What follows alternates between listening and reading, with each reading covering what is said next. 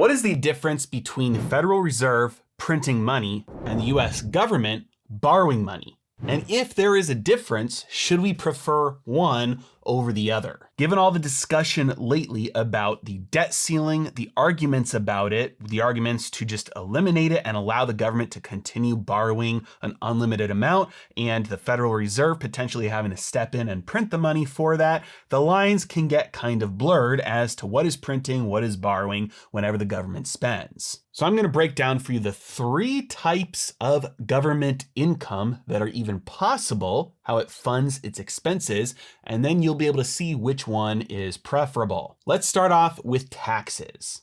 Taxes are very clear. You get your paycheck, you see some of it has gone out from the paycheck and it goes to the US government. They just take it from multiple sources and they get it right into their checking account and they can spend that on whatever they're spending their money on. Taxes are pretty straightforward, although the amount of taxes that are being charged from one person to the next are not as simple, and it is probably a good idea to learn the tax codes so that you can take advantage of all the same things that all the rich people do. For instance, if you're an employee, you pay taxes on your total earned income.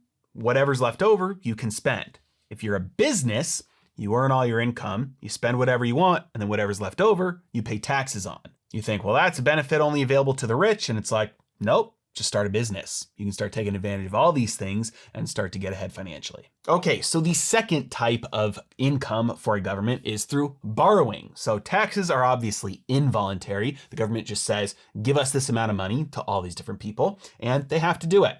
Borrowing is different. The government says, okay, we got this much from just taking money, but we want to spend this much. So does anybody want to just give us the rest of that? And we'll pay you, 2%, 3%, 4%, 5%, whatever the interest rate is at the time. Now, borrowing in this way, strictly speaking, in my opinion, it's actually a little bit better than just straight taxes because at least it's voluntary, right? You're just asking, hey, does anybody want to give me money? Now, ultimately, when it comes time to pay that back, you're going to have to use taxes to pay that back. And so you're still using involuntary asset seizure in order to borrow, but that's a story for another time. If we stop right there, there's no inflation as a result of taxes or borrowing. Both of these are transfer payments. So all the money in the system stays exactly the same if the government gets its money from regular taxes and regular borrowing, because they're just taking from Sally and paying to Joe. No difference in the total amount of money, just a difference in who has that money to spend. The problem comes in when you look at something like this, which is the money supply, and the money supply has gone up decade after decade after decade, and this, which is the federal national debt, which has obviously skyrocketed to the tune of $31 trillion.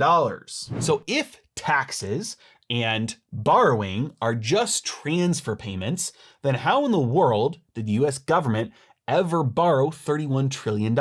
Because there didn't used to be that much available to even borrow. And we know that it didn't come from the Fed because the Fed's total balance sheet right now is worth about $8.5 trillion. The answer is it came from banks. This is because of something called fractional reserve banking, or what I like to call fraudulent reserve banking. Banks have a legal monopoly on being able to loan money into existence. One of the biggest borrowers is the federal government. So banks can lend money into existence. The money that they loan to the government didn't exist before they made that loan. This is due to fractional reserve banking. Banks have the ability to say, hey, we've got this much on deposit. That means we can make this many loans. We just need to find a borrower who's willing, and the US government is almost always willing. And so that has led to the national debt exploding so that it's gotten up to $31 trillion today. This is inflationary because this is more dollars in circulation than existed before. Because it's not like the government is just borrowing dollar for dollar here, borrowing from Sally and spending to John. This is new dollars being lent into existence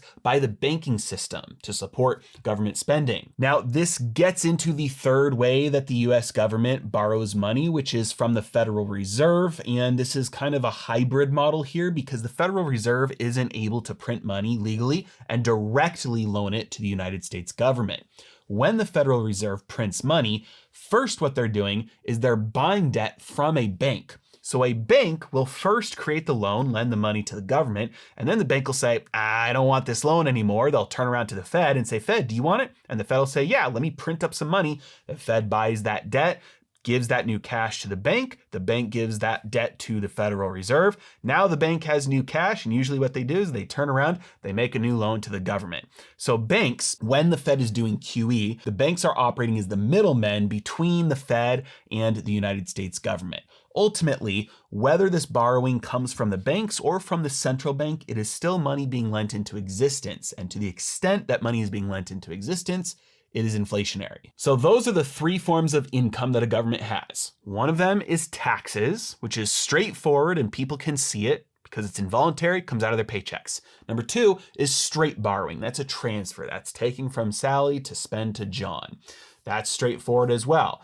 The third area, which is a gray area, is inflationary borrowing, meaning either the bank or the Fed, the central bank, has loaned that money into existence. Regular taxes and regular borrowing do not change the money supply, so they're neither inflationary nor deflationary. You will get some destruction of wealth because the government will spend that money in a way that is worse than the private sector will. By definition, we don't have time to get into that, but on net, you might not have enough wealth destruction to offset the wealth creation that happens in the private sector. But that third area is where things get really dicey, the inflationary financing, because the price of anything is just information that's being communicated to the market about the value of one thing relative to everything else. So if this year, half the pizzas are made than were made last year, then pizzas will go up in price because they're assuming the same demand. There will be people who still want pizzas, but there's less pizzas to go around.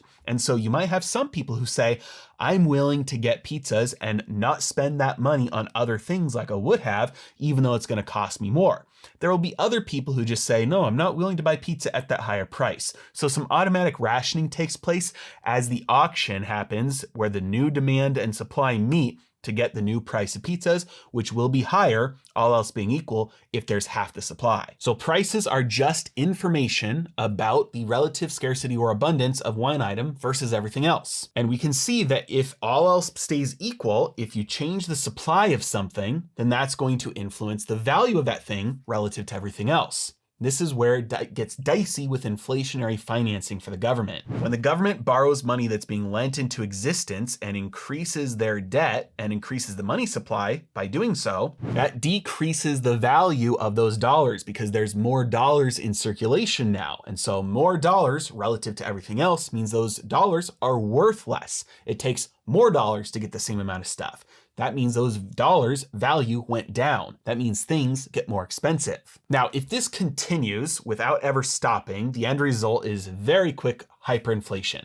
If the money supply grows at a faster pace than the wealth supply grows, consistently and never stops, hyperinflation happens, the currency ceases to be in circulation. We see that happen all the time, which is why the Fed has put on the brakes. The Fed has been doing QT, selling assets off of its balance sheet. That takes money out of circulation because they're selling an asset. That means somebody has to buy that asset, which means they're taking cash out of circulation. Once it's at the Fed, it just gets destroyed. It ceases to be in circulation. And so that removes money from the money supply. They're also raising interest rates. As the cost of debt goes up, more money has to go towards servicing that debt. So more money gets sucked out of the economy just to service debt. That means money supply goes down. Now, if you haven't been paying attention, you might not think this has taken place, but in fact it has. This is the total money supply sitting at about 21 trillion, but over the past 1 year, the money supply has actually gone down. Not a lot, but it has gone down. So the Federal Reserve might try and make it go down more, but the reality is they have been effective at stopping the growth of the money supply so far. And this M2 money supply, this takes into account all the government spending because it's just looking at all the cash in bank accounts and money market accounts. And so the real measure to watch here is the money supply, because despite what all the banks are doing, despite what the government is doing with its debt ceiling, its borrowing, its spending, we've got to watch the money supply to see what is going to happen to assets, goods and services, and wages in the economy moving forward. The less money there is in circulation, the more valuable that money becomes relative to all of the stuff. That means stuff gets cheaper. That means prices go down. But if that trend reverses and goes back to what it was for many, many years, and the money supply starts to increase again, well then prices start to increase again. But given the fact that we have a Federal Reserve who is watching the inflation inflation data and watching incorrect jobs data and saying we have to keep on fighting inflation, it's more likely that over the coming months, prices will continue to move down, not up. That means money supply will also continue to move down, not up, which means probably more pain ahead. And by the way, if you are interested in being able to identify the best companies in the world and figure out what price they're actually on sale at, they're down 20%. Are they actually cheap? You don't know. Get my bear market investing guide linked in the description below so that you can make sure you're buying the best assets in the world at the best prices available. As always, really appreciate you guys. Thanks so much for watching. Have a great day.